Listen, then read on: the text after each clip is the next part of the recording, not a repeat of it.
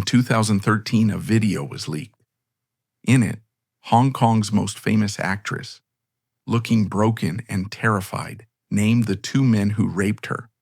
The first name was a dead gangster. The second name was bleeped out.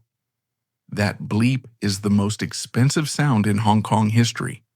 It represents 40 years of hush money, triad connections, and police corruption protecting one man, Eric Tsang. It proved that in Hong Kong the truth is just a rumor until a rich man decides it's true. Yammie Lam died screaming into the void, while Eric Tsang proved the darkest rule of the underworld. If you own the police, you can rape the queen and still keep the crown. His immunity is a birthright. It was forged in the 1950s inside the corrupt empire built by the man who gave him his name. Born in 1953, Eric Tsang was not an ordinary child. He was a princeling of the darker side of the city. His father was Tsang Kai-wing, a name that, even today, evokes a shudder of recognition among the older generation of Hong Kong citizens. Tsang Kai-wing was a staff sergeant major in the Royal Hong Kong Police Force. On paper, he was a servant of the crown, tasked with maintaining order in a chaotic city overflowing with refugees from mainland China. In reality, he was one of the infamous Five Dragons, a cabal of high-ranking Chinese detectives who controlled the vast, lucrative empire of systemic corruption. In the 1960s, the police didn't just accept bribes, they franchised crime. If you wanted to run an opium den, a gambling parlor, or a brothel in Kowloon, you didn't fear the police, you paid them. And the man collecting the rent was Tsang Kai-wing. He was the bridge between the British colonial masters, who turned a blind eye as long as the streets were quiet, and the triad societies, the 14K and the Sun Yi On, who ran the vice. Young Eric grew up in this gray zone. He lived in a world of immense privilege, shielded from the poverty that gripped the rest of the city. His childhood home was a revolving door of powerful men, senior British officials drinking scotch with feared triad dragon heads. It was here, at the dinner table, that Eric learned his first and most important lesson. Power is not about brute strength. It is about guanxi, connections. It is about knowing who to bow to, who to pay, and who to protect. He learned that the law was flexible, a tool to be used against enemies and ignored by friends. Despite his father's dark reputation, Eric sought his own identity. Short, stocky, and lacking the traditional looks of a leading man, he turned his energy to football. It was a surprising choice for a boy of his stature, yet he excelled. He became a professional player for the Hong Kong national team, representing the colony in international matches. On the pitch, he was aggressive, fearless, and loud. He learned how to perform for a crowd, how to use his low center of gravity to hold his ground against larger opponents, and how to lead a team. The football pitch gave him a taste of public adoration, a drug he would chase for the rest of his life. But the golden era of the corrupt detectives could not last forever. By the early 1970s, the stench of corruption in Hong Kong had become too pungent for London to ignore. The British government established the Independent Commission Against Corruption, the ICAC, with a mandate to hunt down the Five Dragons. The party was over. The hammer fell with the establishment of the ICAC in 1974. By 1976, as the net tightened, Tsang Kai-wing utilized his vast network to flee to Taiwan, a territory with no extradition treaty with Hong Kong. He left behind his badge, his uniform, and the city he had milked for millions. He lived out the rest of his days in luxurious exile, a fugitive, untouchable by the law. Eric, however, did not run. At 21 years old, the son of the disgraced detective stood at a crossroads. The protective umbrella of his father's badge was gone, or so it seemed.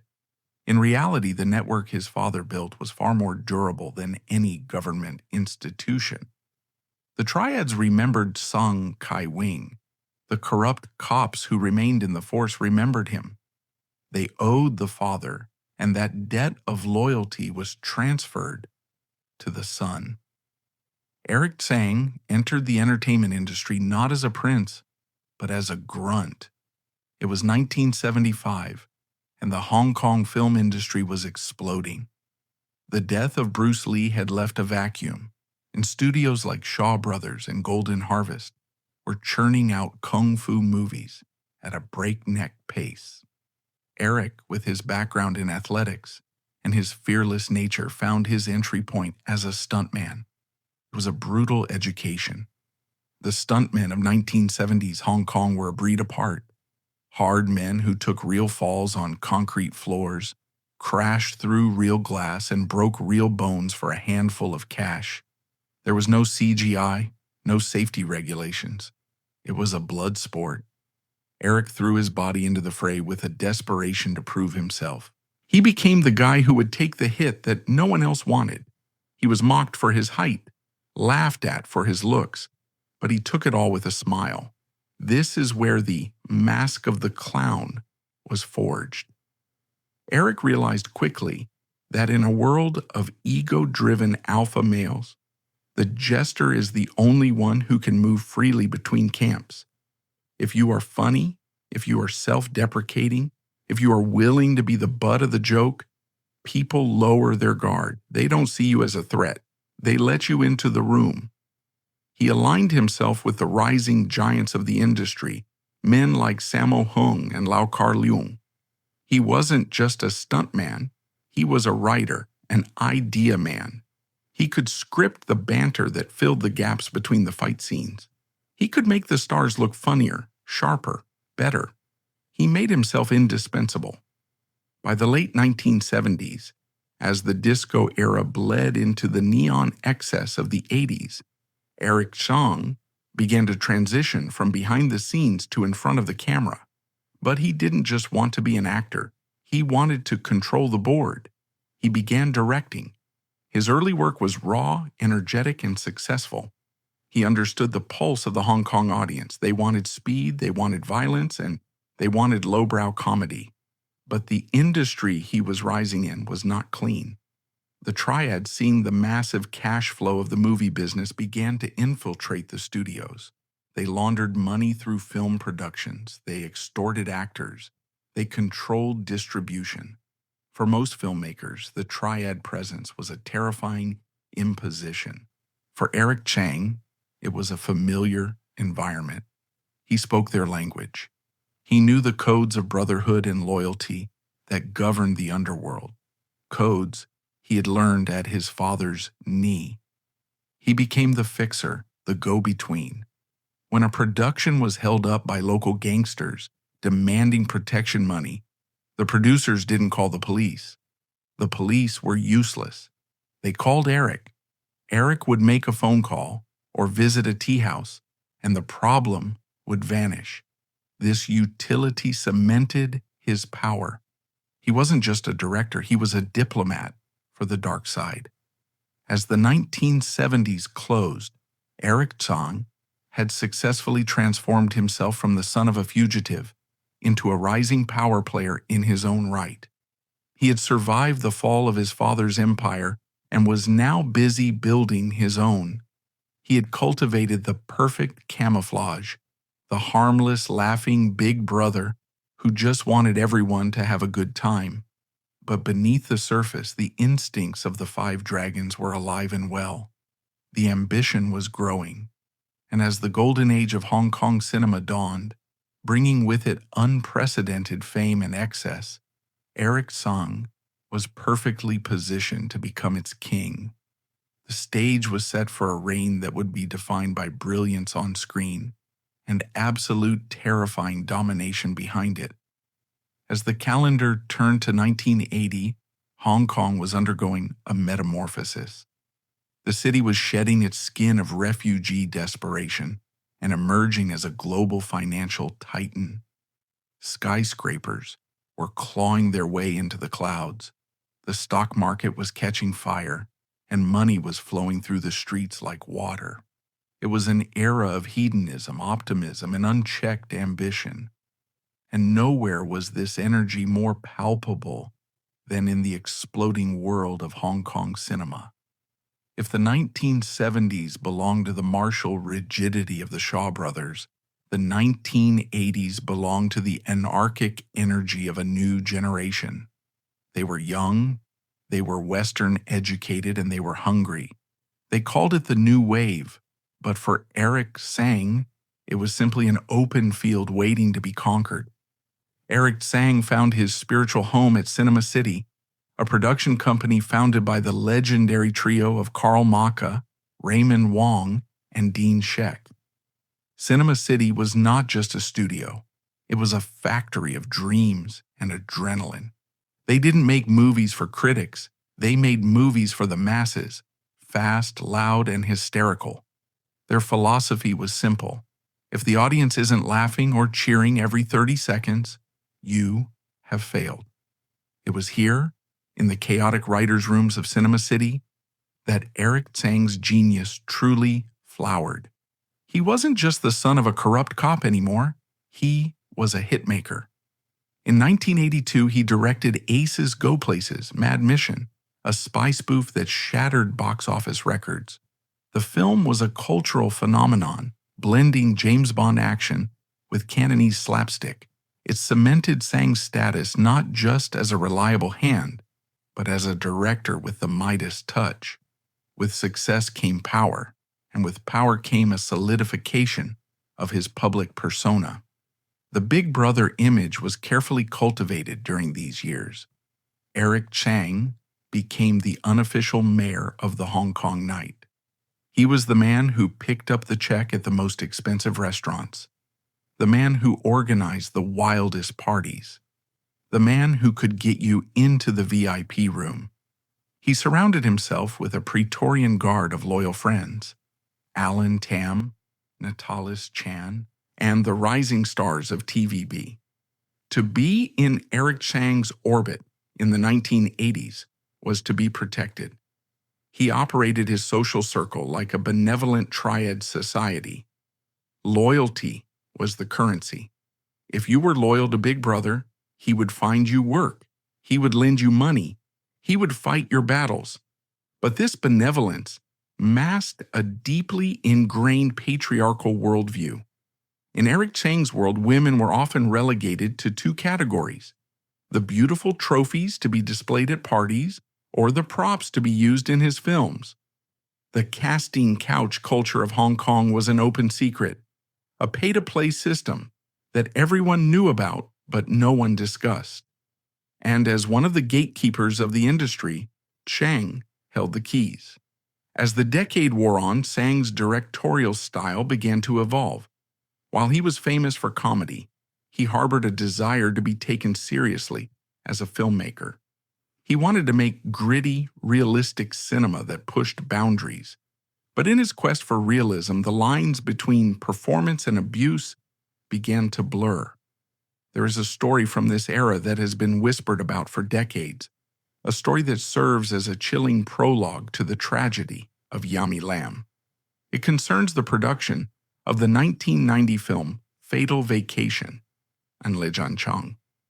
The film was a departure for Cheung, a dark, violent thriller about a group of Hong Kong tourists kidnapped by rebels in the Philippines.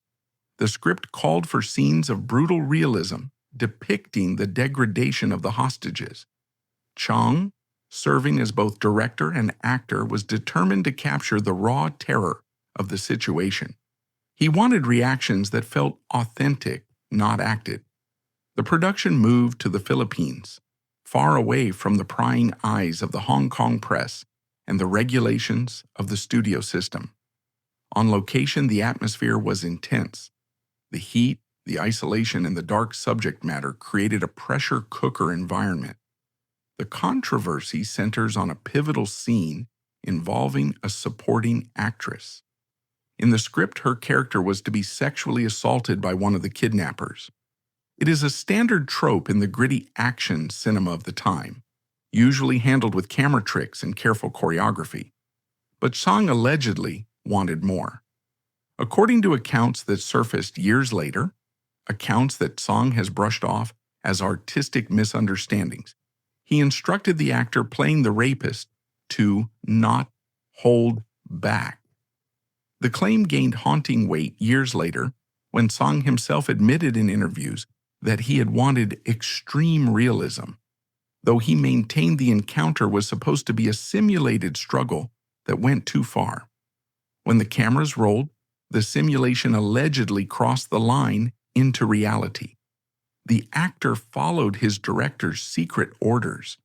The actress, expecting a choreographed struggle, found herself fighting off a genuine assault. She screamed, she fought, she cried out for help.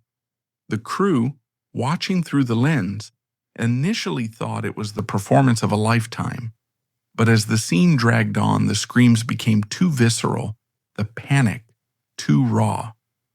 The female makeup artists and continuity staff began to weep, sensing that what they were witnessing was not acting, but a crime being captured on 35mm film.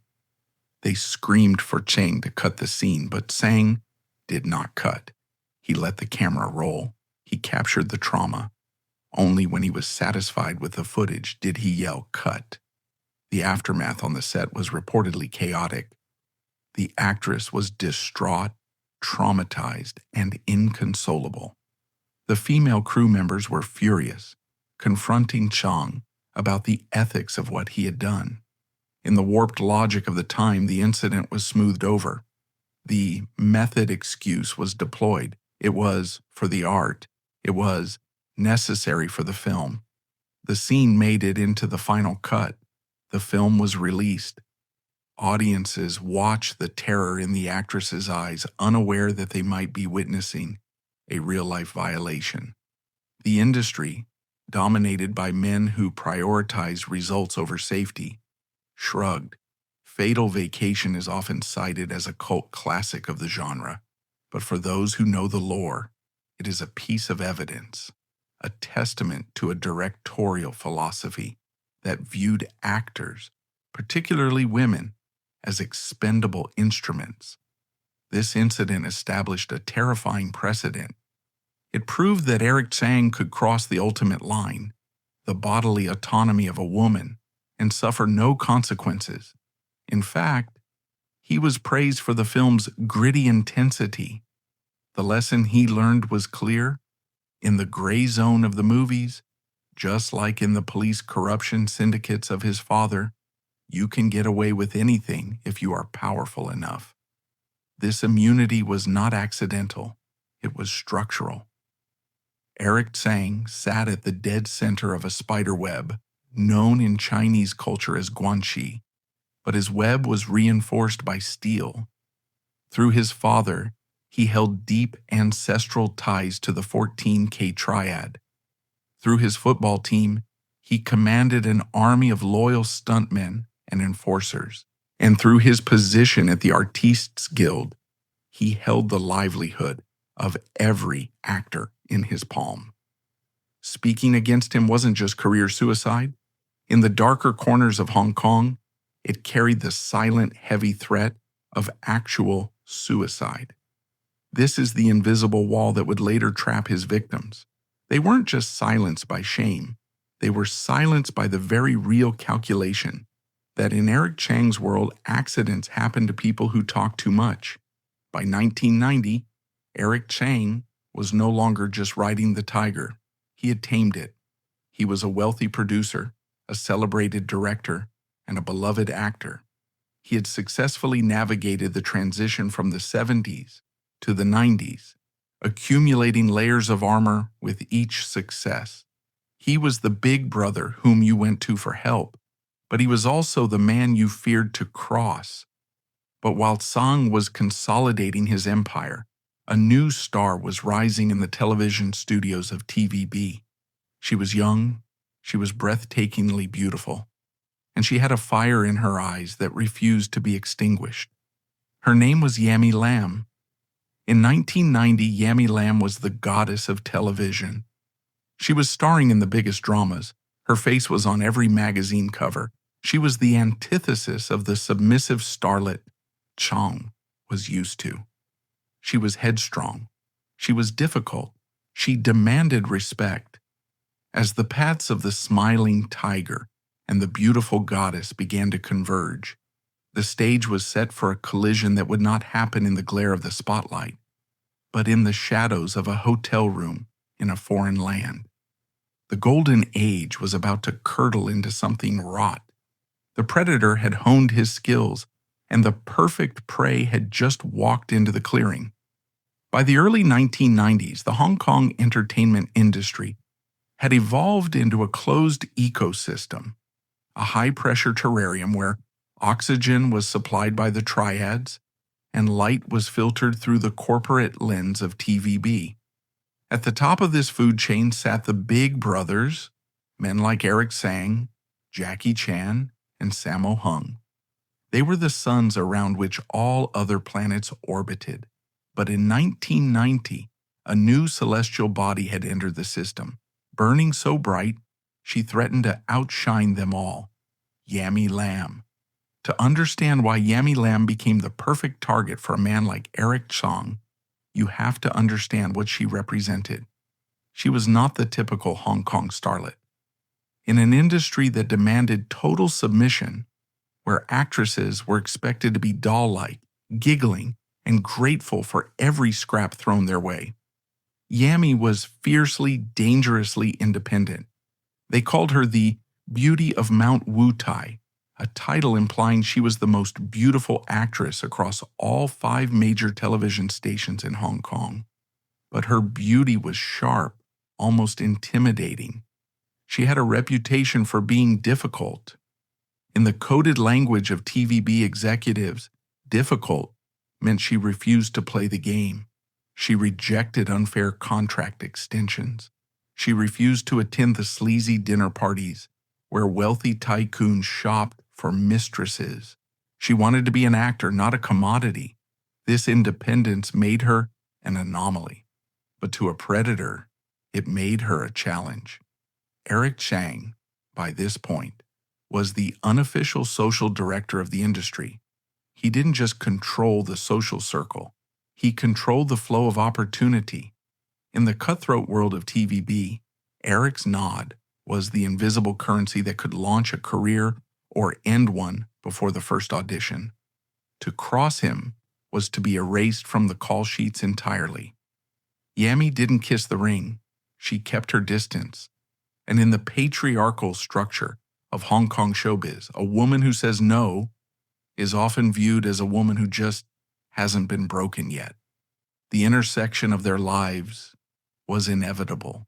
Despite her resistance, Yammie was part of the golden team of actresses, often grouped with Karina Lau, Maggie Cheung, and Sandra Ning Tsang, was close with many of them. He played the role of the benevolent uncle, the funny guy who looked out for the girls. It was a disarming disguise. It allowed him to get close, to lower their defenses, to become a trusted figure in their private lives.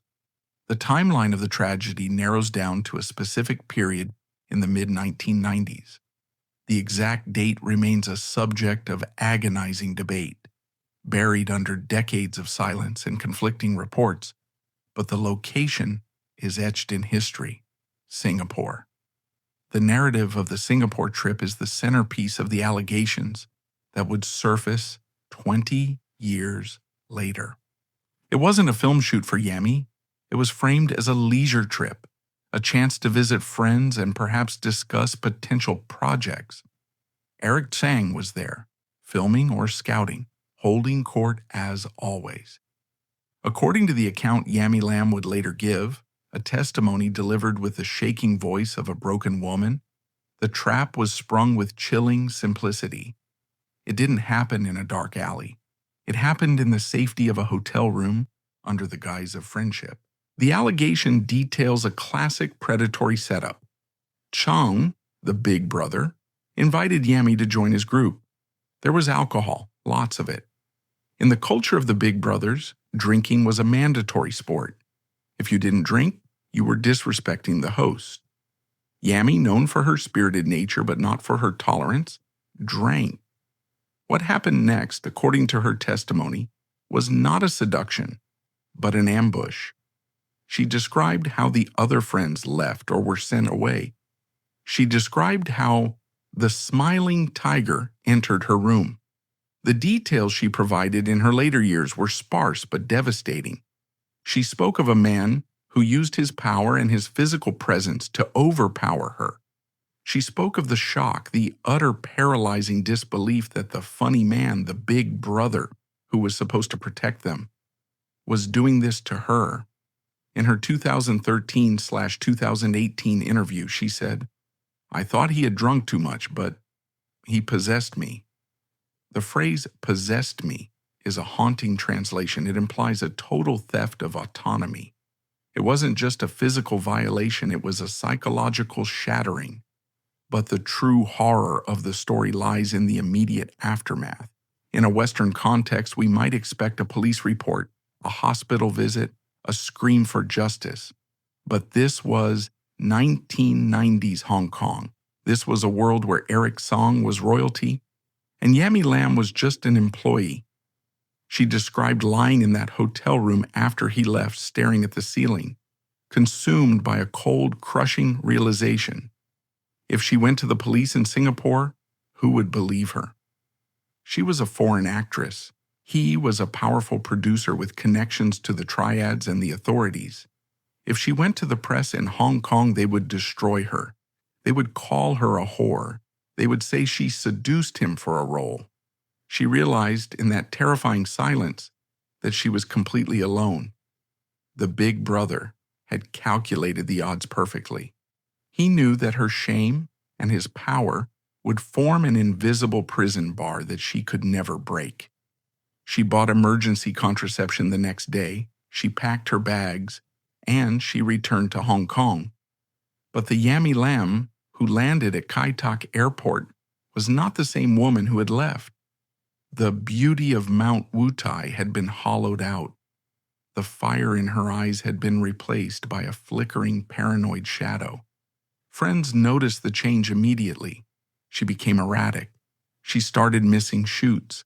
She would stare into space for hours, trembling.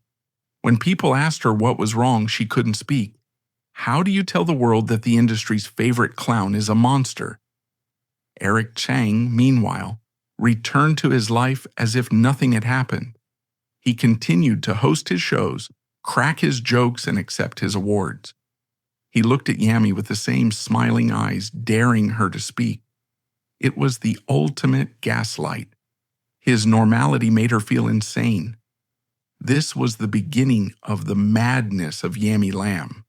The press, sensing blood but not knowing the source of the wound, began to circle.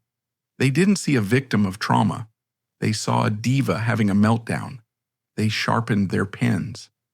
And Eric Tsang, he watched from his throne, secure in the knowledge that, in the gray zone of Hong Kong, the silence of a woman is the price of a man's success. The spider had caught the butterfly, torn its wings, and left it to crawl in the dirt, knowing that the world would blame the butterfly for falling. Eric Cheung had committed the perfect crime. He had utilized his power, his persona, and the corrupt culture of silence to destroy a witness before she could ever take the stand. He was the king of the mountain, and the bodies buried at the base were just part of the foundation.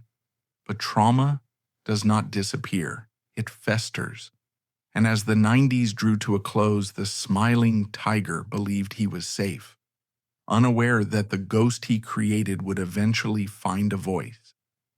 If the first half of the 1990s was the era of the crime, the second half was the era of the slow, agonizing cover-up. This was not a conspiracy of shredded documents or silenced witnesses in the traditional sense. It was a cover-up achieved through the weaponization of public humiliation. The destruction of Yammie Lam did not end when she left the hotel room in Singapore. That was merely the moment the wound was inflicted. The infection that would ultimately consume her was spread by the Hong Kong media.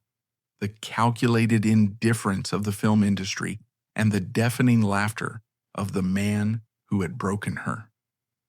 By 1995, the psychological fissures within Yammie Lam were beginning to widen into unbridgeable chasms. She was carrying the unbearable weight of a traumatic secret in a city that had no vocabulary for trauma. In the high-octane Darwinian culture of Hong Kong, weakness was a sin. If you couldn't keep up with the grueling pace of production, you were trampled. And Yammie, paralyzed by the memory of the smiling tiger and his violation, could no longer keep up. No, fate, it seemed, was determined to conspire with her abuser. In a cruel twist of timing, just as Yammie was struggling to process the assault, the floor fell out from under her life. In 1995 and 1997, her parents died in quick succession. The loss was catastrophic. Her parents had been her anchor, the only people who saw her as a daughter rather than a commodity. With them gone, she was left untethered in a world of sharks. The grief of losing her family compounded with the trauma of the sexual assault to create a perfect storm of mental instability. It was in this vacuum of support that the goddess began to scream. The incident started small, easily dismissed as the tantrums of a pampered star. She became prone to sudden outbursts on set, refusing to come out of her trailer or arguing irrationally with directors.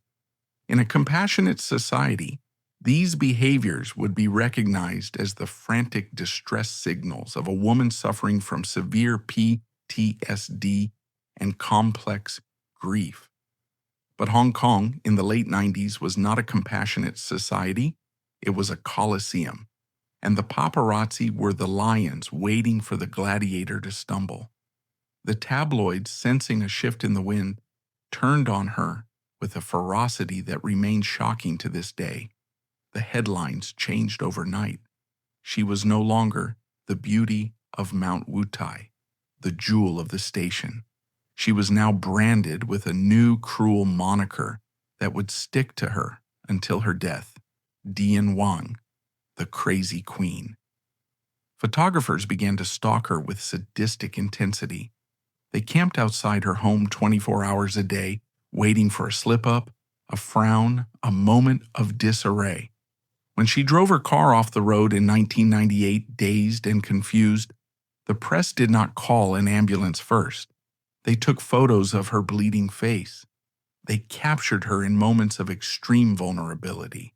Hair unwashed, smoking chain cigarettes, shouting at the air, and splashed them across the front pages of weekly magazines next to advertisements for slimming pills and luxury watches. Every photo was a calculated message from the establishment. Look at her. She is broken. She is worthless. Whatever she says cannot be trusted. It was a systematic campaign of character assassination that effectively stripped her of her credibility before she could ever point a finger at her abuser. While Yammie was being dismantled piece by piece in the public square, Eric Tsang was cementing his status as an untouchable cultural deity. The contrast between their trajectories in the late 90s is the most damning evidence of the industry's moral bankruptcy. 1996 marked a pivotal year for Cheung. He starred in the film Comrades, almost a love story, Tian Mimi. In it, he played Pao, a triad boss. But this was not the cartoon villain of his early career. It was a soulful, nuanced performance that revealed a deep well of charisma and humanity. The role won him the Best Supporting Actor award at the Hong Kong Film Awards. It legitimized him. He was no longer just the clown. He was an artist with a capital A. The industry applauded. The audience wept for his character. The duality was complete. The man who had allegedly destroyed a woman in private was being celebrated for his sensitivity in public.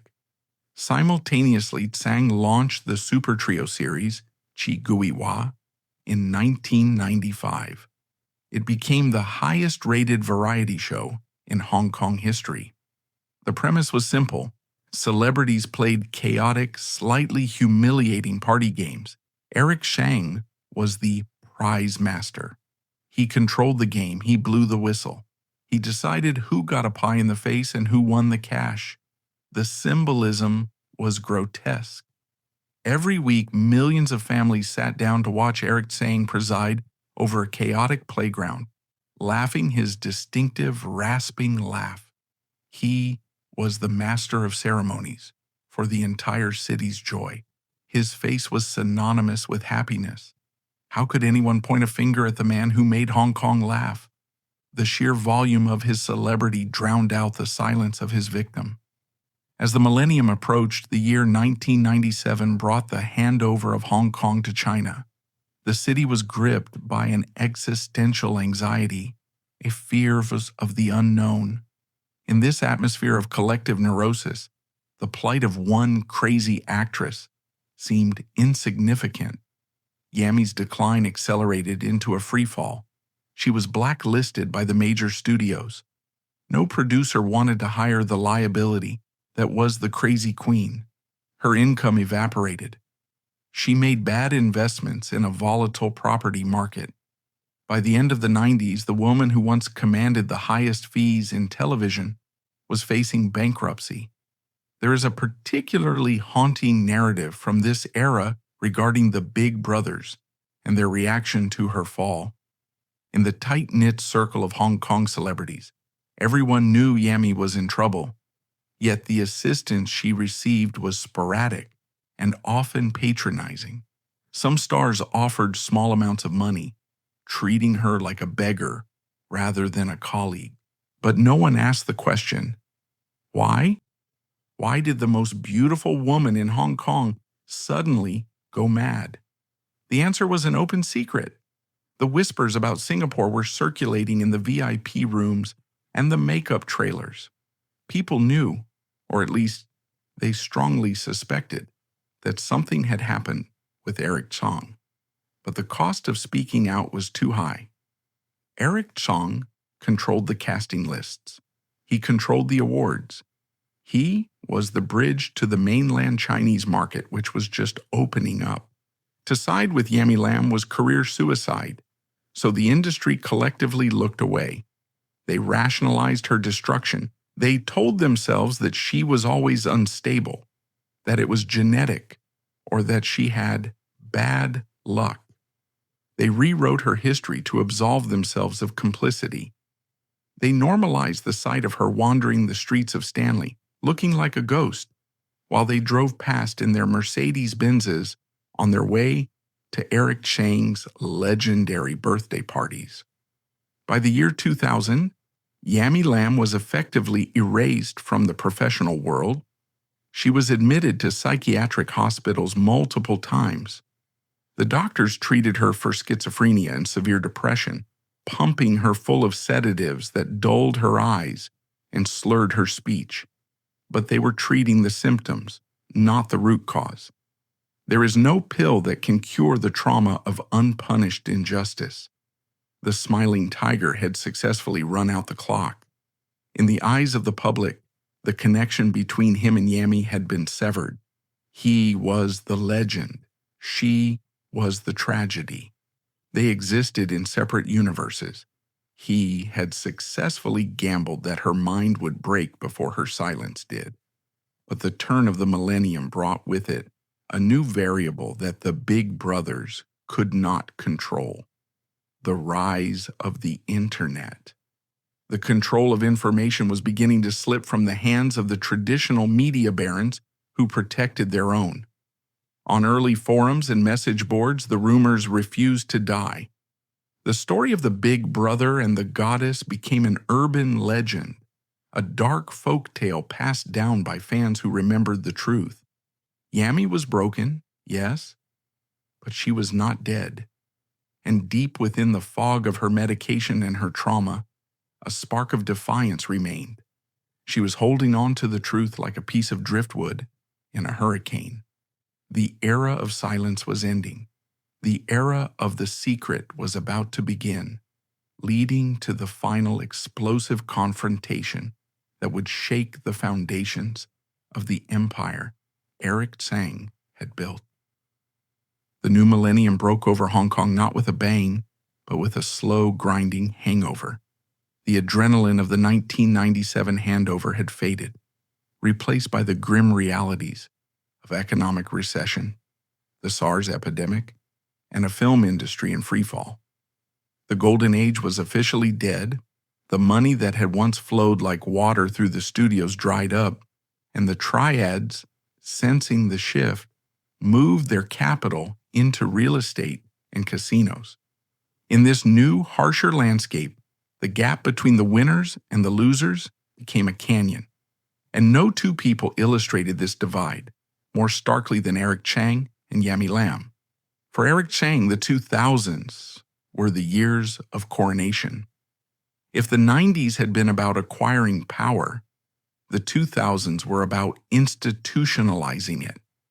In 2002, he stepped into the role that would define him for a global audience.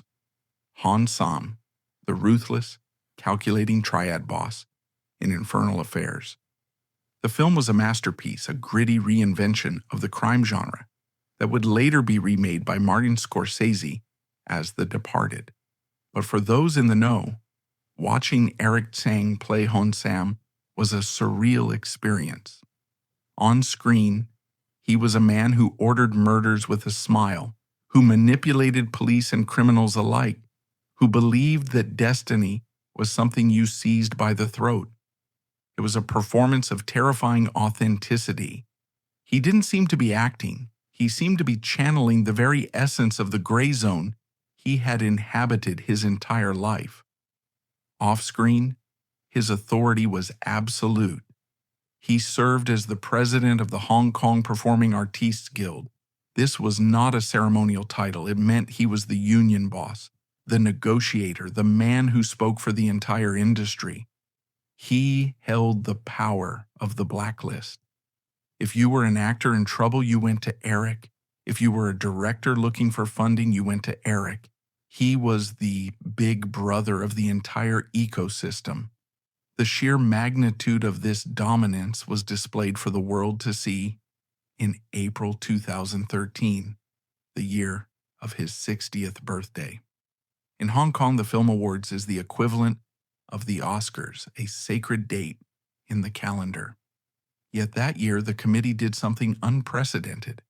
They rescheduled the entire ceremony. The reason was simple terror.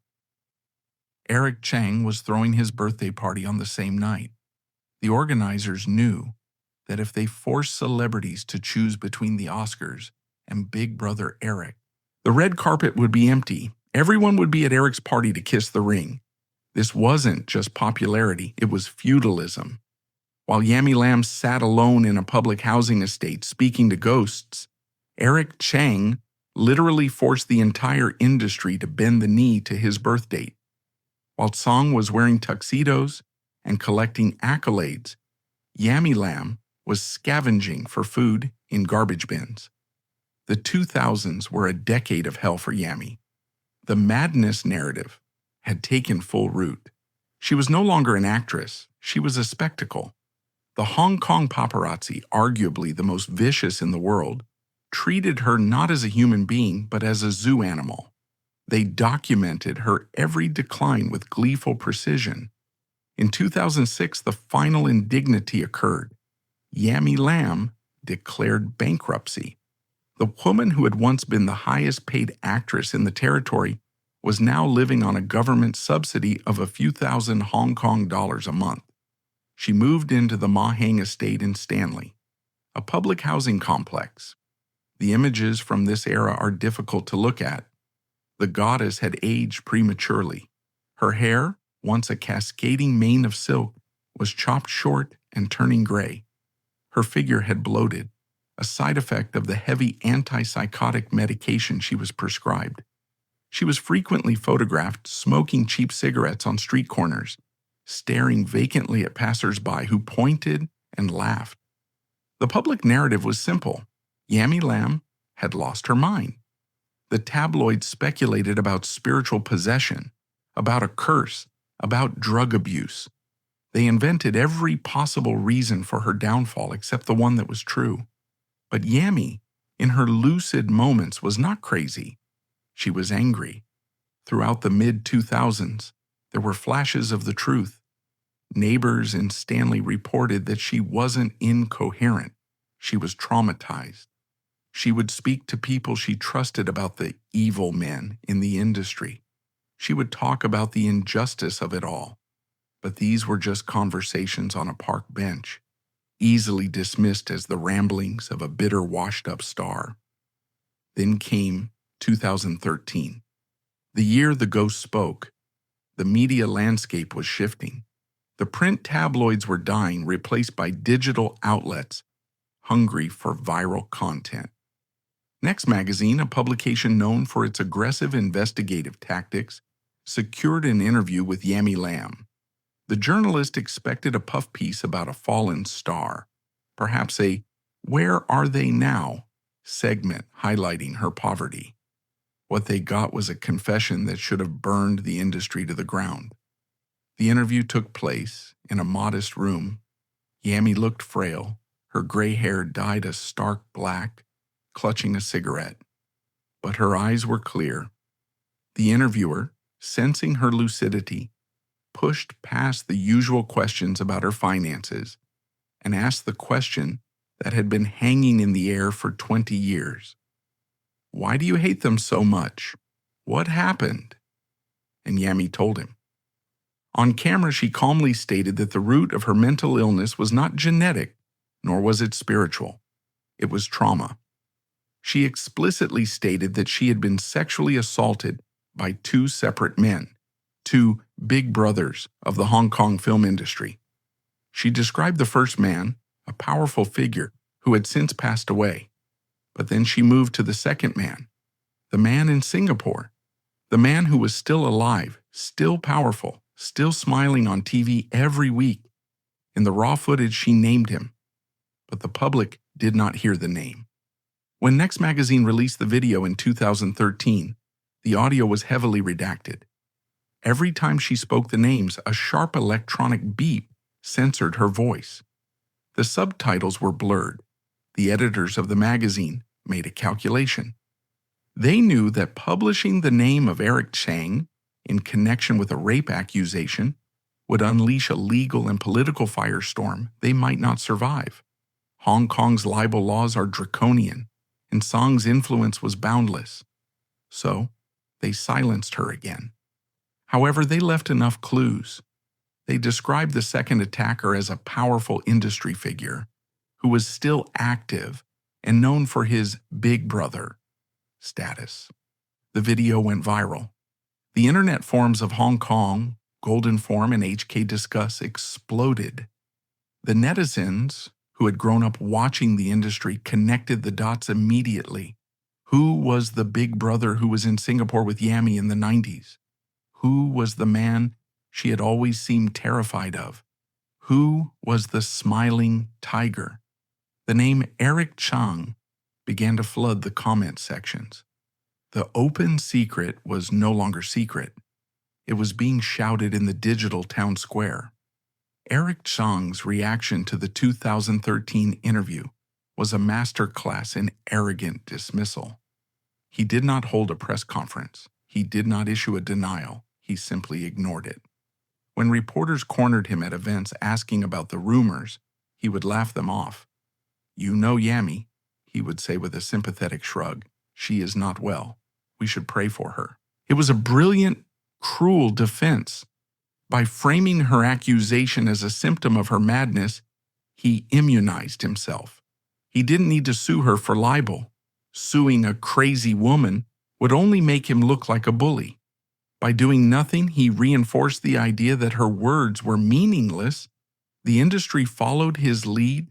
The other big brothers, the actresses, the directors, they all stayed silent. They saw the interview. They knew who she was talking about, but the economy was bad, and Eric Tsang was the man who signed the checks. To support Yammie Lam in 2013 was to bite the hand that fed you. So the story died a second death. The 2013 interview became a footnote, a piece of internet trivia. Did you know Yammie Lam accused Eric Tsang? People would ask. Yeah, but she's crazy, right? Yammie retreated back into the shadows of the Ma Heng estate. She had fired her flare gun, but the rescue ships had turned away. She realized, perhaps for the final time, that there was no justice for women like her in a world built by men like him. But technology moves faster than power. The 2013 video was archived. It sat on servers in China and Hong Kong waiting. The world was changing. The Me Too movement was gestating in the West. The tolerance for big brothers and their casting couches was evaporating. Eric Tsang continued his reign, unaware that he was living on borrowed time.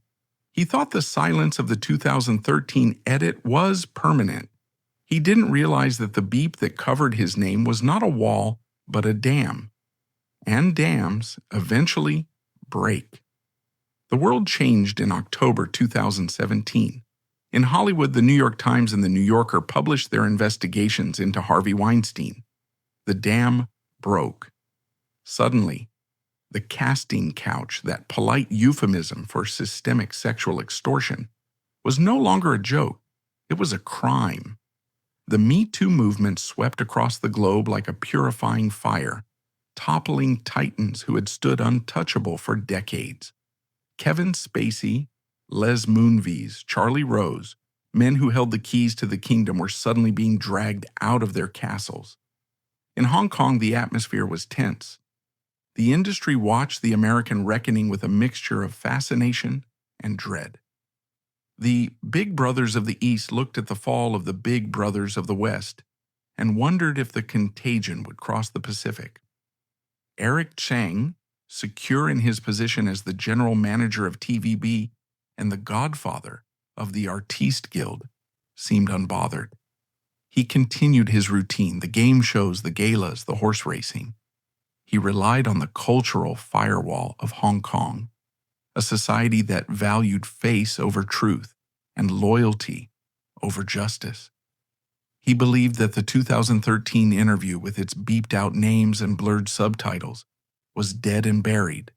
But on January 10, 2018, the ghost of Singapore returned, and this time she was not censored. The leak did not come from a Hong Kong outlet. The local media was too terrified of Tsang's legal team. It came from the mainland.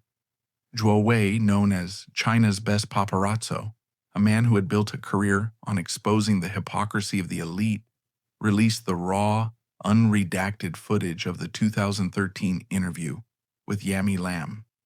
The video hit the Chinese internet like a tactical nuke. Within hours, it had millions of views on Weibo.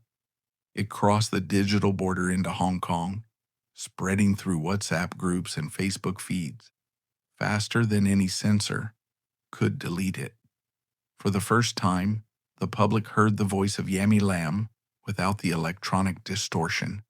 She sat there, cigarette in hand, eyes haunted but clear, and answered the interviewer's question about the man who had assaulted her in Singapore. Eric Tsang, she said. The name hung in the air, naked and undeniable. There was no ambiguity. She described the smiling face that turned into a mask of aggression. She described the violation. She described the silence that destroyed her life. The reaction was seismic. For 20 years, the rumors had been whispers. Now they were a scream. The comment sections of Eric Tsang's social media accounts were flooded with the word rapist. The smiling tiger moniker, once used with affectionate irony, was now typed with venom. For a brief, shimmering moment, it seemed that justice might finally be possible. The Me Too movement had arrived in Hong Kong. The public demanded answers. They looked at the photo of the crazy queen scavenging in garbage bins, and then they looked at the photo of Eric Tsang in his tuxedo, and they felt a collective surge of nausea. Eric Tsang's response to this existential threat was a masterclass in power preservation. A lesser man might have hidden. A guilty man might have fled. Eric Cheung went on the offensive.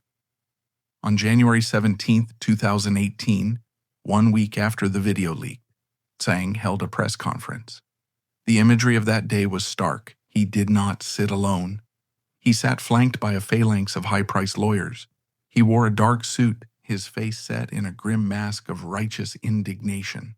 The jovial big brother was gone. In his place was the Godfather. He did not apologize. He did not offer sympathy. He declared war. "The reports circulating on the internet are completely false," he announced, his raspy voice steady and cold. "They are malicious fabrications designed to damage my reputation." He claimed the video had been doctored. He claimed the audio had been manipulated. He framed himself not as the accused, but as the victim of a smear campaign.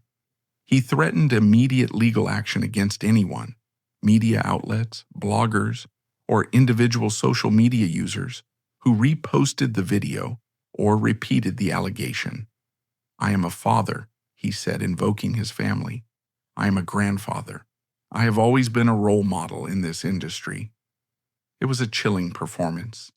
He was using his status, the very thing that had allowed him to allegedly prey on Yammie, as his shield.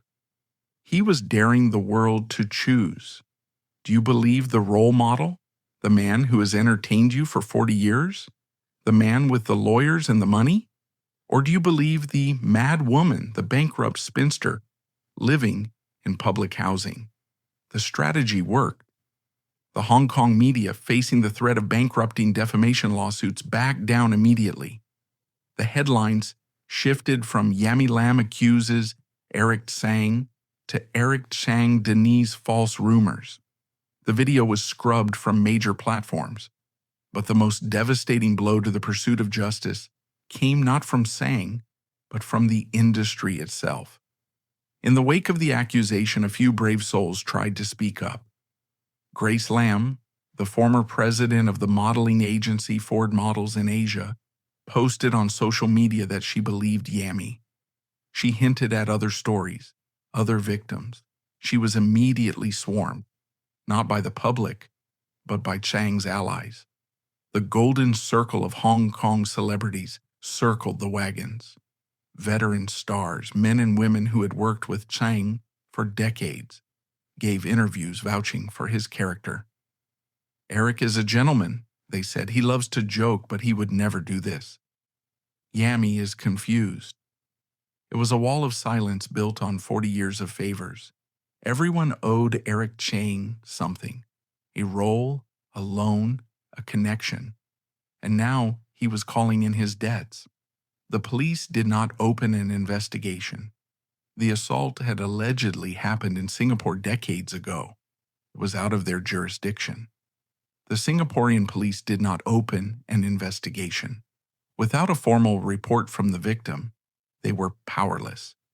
Yammie Lam watched all of this from her small apartment in Stanley. She saw the man she named deny her existence.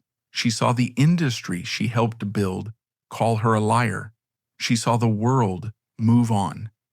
The Me Too wave crashed against the rock of Eric Tsang's influence and shattered. By the summer of 2018, the storm had passed. Tsang was back on TV. He was back at the racetracks. He had successfully weathered the worst accusation a public figure can face. He had proved that in Hong Kong, power is not just about what you can do. It is about what you can get away with. But while Tsang had survived, Yammie had been mortally wounded. The leak of the video had ripped open the scabs of her trauma. The public denial by her abuser was a final crushing psychological blow. She retreated completely. She stopped answering her phone. She stopped seeing the few friends she had left. The neighbors in the Ma Heng estate noticed a change. The crazy queen was no longer shouting. She was silent. A heavy, ominous silence that hung over her apartment like a shroud. The smiling tiger had won the battle for public opinion. He had silenced the media. He had intimidated the witnesses, but he could not stop the clock. The tragedy was hurtling toward its inevitable conclusion. The ghost of Singapore was fading, preparing to leave the stage forever, leaving behind only a body and a question that would haunt Hong Kong for eternity. The end of Yammie Lam's story did not come with a press release or a dramatic final interview. It came with a smell. In the first days of November 2018, a strange sickly odor began to drift through the corridors of the Ma Hing estate in Stanley. It was a smell the residents of public housing knew too well, the scent of neglect, of isolation, of death. On November 3rd, a security guard, alerted by a concerned friend who hadn't been able to reach Yammie, knocked on her door. There was no answer. The television was likely playing inside, a murmur of noise in a tomb of silence. When the fire department broke down the door, they found the beauty of Mount Wutai lying on the floor. She had been dead for days. Her body had begun to decompose. There was no family by her side, no fans, no friends. Just the cold reality of a lonely death in a city that had chewed her up and spat her out. She was 55 years old. The news of her death sent a shockwave through Hong Kong that was distinct from the usual celebrity tributes. This was not sadness, it was guilt. A collective, suffocating guilt that gripped the entire territory. For 20 years, the public had bought the tabloids, laughed at the crazy queen photos, and dismissed her allegations. Now, staring at the headline, Yammie Lam found dead, the realization hit. She wasn't crazy. She was broken. And everyone had watched it happen. The hypocrisy of the entertainment industry in the days following her death was grotesque. The same celebrities who had shunned her, the same executives who had blacklisted her, suddenly issued statements of profound mourning. They sent elaborate floral wreaths to her memorial service. They spoke of her talent and her beauty, carefully avoiding the dark years, carefully avoiding the names she had spoken. And where was Eric Tsang? The smiling tiger did not attend the funeral. To do so would have been a provocation, but he did not hide either. In the immediate aftermath of her death, while the internet was once again ablaze with accusations, calling him a murderer, calling for justice, Tsang remained stoic. He continued his work. He let the storm rage, confident in the shelter he had built. The death of Yammie Lam should have been the final nail in Eric Tsang's career. In a just world, the discovery of her body would have forced a reopening of the case. It would have triggered an independent inquiry into the sexual abuse culture of the 1990s. But Hong Kong is not a fairy tale. It is a place where power respects only cause power. What happened next is the ultimate cynical punchline to this tragedy. Eric Tsang was not investigated. He was not charged. He was not canceled. He was promoted. In 2021, 3 years after Yammie Lam rotted in her apartment, Eric Tsang was appointed the general manager of TVB, the very network where Yammie had started her career, the network that had enslaved her with unfair contracts. The symbolism was absolute. The man accused of being the predator now sat on the highest throne of the kingdom. He was now in charge of the content, the casting, and the careers of a new generation of young actresses. His return to the pinnacle of power was celebrated by the industry. The establishment welcomed him back with open arms. They needed his connections to the mainland Chinese market. They needed his ability to cut deals. The ghost of Yammie Lam was an inconvenience that had finally been exorcised. With her dead, there were no more interviews to leak. There were no more unpredictable outbursts. The problem was solved. Today, if you tune into Hong Kong television, you will see him. He is older now, his hair thinner, but the smile is the same. He hosts the Miss Hong Kong pageants, standing on stage surrounded by young women in bikinis, making them laugh, judging their beauty. To the uninformed viewer, he is a benevolent grandfather figure. To those who remember, the sight is chilling. The comparison to Harvey Weinstein is often made, but it is fundamentally flawed. Harvey Weinstein lost. He was stripped of his company, his wife, his freedom, and his legacy. He sits in a prison cell, a pariah. Eric Tsang won. He kept his money. He kept his fame. He increased his power. He proved that in the gray zone of Asian showbiz, if your guanxi is strong enough, if your roots in the dark soil of the Triad era are deep enough, you are untouchable. Ultimately, the jester is often more dangerous than the king. A king demands fear, but a jester invites intimacy. Eric Cheung weaponized his lack of physical threat. Short, round, and rasping, he disarmed his victims with laughter before he struck. This is the distinct paradox of his survival. Harvey Weinstein used brute force. Tsang used camaraderie. He made you feel like you were part of the joke until you realized you were the punchline. This mask of the harmless uncle is exactly why he remains standing. How do you accuse the man who makes the whole city laugh of making one woman scream? Yammie Lam lies in a quiet grave in the Catholic cemetery of Cheung. Her tombstone is simple. It bears her photo, a picture from her prime, forever young, forever beautiful, forever frozen in the time before the trip to Singapore. Visitors still leave flowers there. Sometimes they leave notes apologizing for not believing her. But flowers and apologies cannot reverse time. They cannot undo the 30 years of torture inflicted on a woman whose only crime was saying no. This story is not just a biography of a villain and a victim. It is an autopsy of a culture. It is a reminder that the monsters we fear are not hiding in the dark. They are standing in the spotlight, holding the microphone, and telling us jokes. The smiling tiger still rules the jungle. But in the silence of the night, when the applause fades and the cameras stop rolling, one has to wonder, does he ever see her face? Or has the mask become so fused to the skin that the man underneath no longer remembers what it means to feel shame? The screen goes black. The credits roll. But the silence remains.